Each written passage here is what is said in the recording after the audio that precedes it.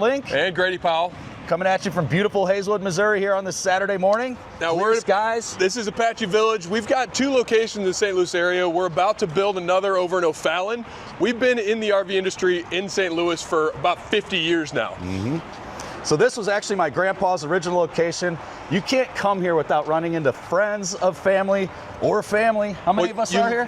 I think there's 7 blood-related people at our location. Yeah. What we hang our hat on is our average tenure and our service philosophy, and that is to make sure every customer comes here has the best buying experience and the best service experience possible. That's what we hang our hat on.